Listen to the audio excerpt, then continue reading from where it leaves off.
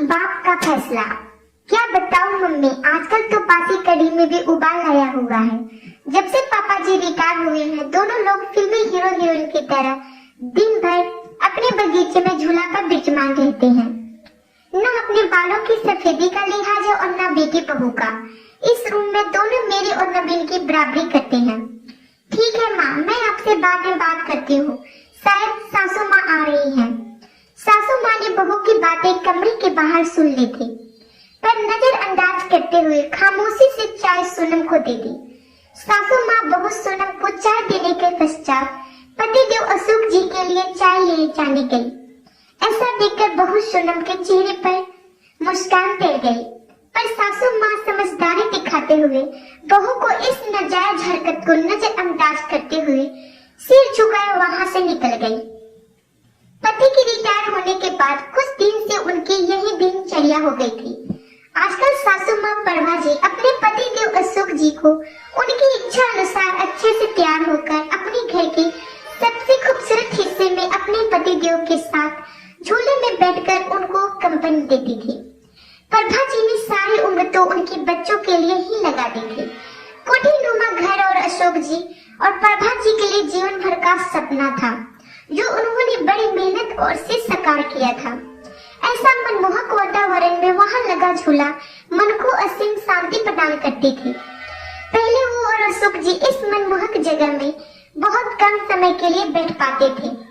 प्रभा जी अनबनी होती तो अशोक जी बड़े जिंदा दिल शब्दों से कहते, पटना रिटायरमेंट के बाद दोनों इसी झूला पर साथ बैठेंगे और साथ खाना खाएंगे। आपकी हर शिकायत को हम दूर कर देंगे। फिलहाल हमें बच्चों के लिए जीना है। बच्चों के करियर पे बहुत कुछ बलिदान करना पड़ता है। खैर अब बेटा अच्छी नौकरी में था और बेटी भी अपने घर जा चुकी थी। रिटायरमेंट के बाद घर में थोड़ी रौनक रहने लगी। अशोक जी को भी घर में रहना अच्छा लगता था। पहले तो बड़े पर्दे पे थे तो कभी उनके कदम घर में टिकते नहीं थे। उनकी बहू सोनम अपने पति नवीन को उसके माता पिता के लिए सामने के लिए कोई मौका नहीं छोड़ती थी। उसने उस कोने के बगीचे से छुटकारा पाने के लिए नवीन को एक रास्ता सुझाते हुए कहा, क्यों ना हम बड़ी कार खरीद ले नवीन। नवीन आइडिया तो अच्छा है, पर रखेंगे कहाँ? एक कार रखने की तो जगह नहीं है घर में। नवीन थोड़ा चिंतित हो गया। पत्नी बोली, जगह तो है ना, वो गार्डन तुम्हारा जहाँ आजकल दोनों लवर्स बैठते हैं। सोनम ऊंचे स्वर में बोली। नवीन क्रोधित हुआ, थोड़ा तमीज से बात करो, वो हमारे माता पिता हैं। लेकिन फिर भी सोनम ने अपने पति को पापा जी से बात करने को मना लिया। अगले दिन नवीन कुछ कार की तस्वीरों के साथ शाम को अपने पिता के पास गया और बोला, पापा मैं सोनम एक बड़ी गाड़ी खरीदना चाहते हैं।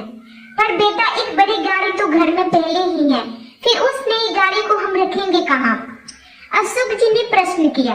ये जो बगीचा है यही गैरेज बनवा लेंगे। वैसे भी सोनम से तो इसकी देखभाल होने से रही नहीं और मम्मी भी कब तक देखभाल करेगी। इन पेड़ों को कटवाना ही ठीक रहेगा। वैसे भी ये सब जड़ें मजबूत कर घर की दीवारों को कमजोर कर रहे हैं। यह सुनकर प्रभा जी तो वही कुर्सी पर सीना पकड़कर बैठ गई।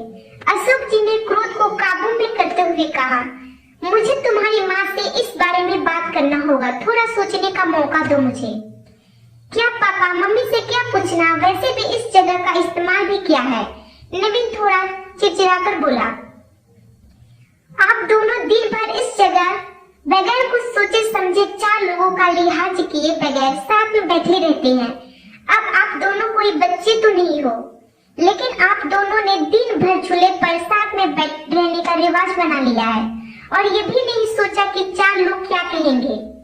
इस रूम में मम्मी के साथ बैठने के बजाय आप अपनी उम्र के 4 लोगों को साथ बैठेंगे तो अच्छा रहेगा। और वह तंदनाते हुए अंदर घर में चला गया। अंदर सोनम की बड़बड़ी भी जारी थी। अशोक जी कड़वी सच्चाई का एहसास कर रहे थे, पर आज की बात से तो उनके साथ प्रभा जी भी सन्न रह गई। अपने बेटे के मुंह से ऐसी बात सुनकर दोनों का दिल भर आया और टूटकर रोने लगे। रिटायरमेंट को अभी कुछ ही समय हुआ था कि थोड़ा सुकून से गुजरा था। पहले की जिंदगी तो भागम भाग में ही निकल गई। बच्चों के लिए सुख साधनों जुटान में अशोक जी आज पूरे रहे, कुछ सोचते रहे, कुछ समझते रहे और कुछ योजना बनाते रहे। लेकिन सुबह जब वो उठे तब वो बड़े शांत और प्रसन्न थे।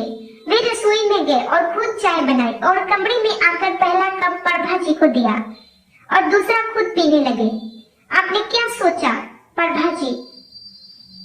लहज में पूछा। मैं सब ठीक कर दूंगा, बस तुम धीरज रखो, अशोक जी बोले। पर हद से ज्यादा निराश प्रभा उस दिन पौधे को पानी देने भी नहीं गई और न ही किसी से कोई बात की।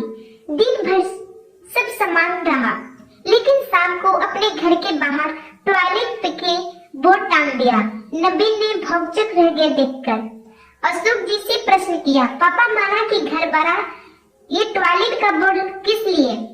अगले महीने में मेरे स्टाफ के मिस्टर गुप्ता रिटायर हो रहे हैं तो इसी घर में रहेंगे। उन्होंने शांतिपूर्ण तरीके से उत्तर दिया। हैरान नबील बोला, पर कहाँ? तुम्हारे घर में, अशोक जी ने समान स्वर में उत्तर दिया। नबील का स्वर अब कहलाने लगा, और हम दोनों लोग तुम इस लायक बना दिया है कि 2-3 महीने में कोई फ्लैट देख लेना या कंपनी के फ्लैट में रह लेना अपनी उम्र के लोगों के साथ। अशोक जी एक एक शब्द चबाते हुए बोल रहे थे। हम दोनों भी अपनी उम्र के लोगों में उठेंगे बैठेंगे। तुम्हारी माँ की सारी उम्र सबका लिहाज करने में निकल गई, कभी बुजुर्ग हो तो कभी बच्चे। अब लिहाज की सीख तुम सबको लेना बाकी रह गया था। पापा मेरा वो मतलब नहीं था, नवीन से झुकाकर बोला। नहीं बेटा, तुम्हारी पीढ़ी में हमें बनने का सबक पहले ही दे दिया है। जब हम दोनों को साथ देखकर खुश हो सकते हैं तो तुम दोनों को दिक्कत क्या है? इस मकान को घर तुम्हारी माँ ने बनवाया, ये पेड़ और इनके फूल तुम्हारे लिए मांगी गई मन्नत थी, तो ये अनोखा कोना छीनने का अधिकार मैं किसी को नहीं दूंगा। पापा आप तो सीरियस हो गए। नवीन के स्वर अब नर्म हो गए थे।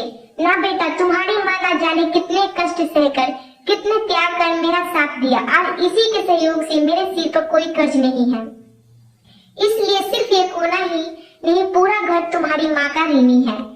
घर तुम दोनों से पहले उसका है, क्योंकि जी भर के आते नहीं दांत। जब मंदिर में ईश्वर जोड़े में अच्छा लगता है तो माँ बाप का साथ में बुरे क्यों लगते हैं? जिंदगी हमें भी तो एक बार मिलती है, इसलिए हम इसे अपने हिसाब से एंजॉय करना चाहते हैं।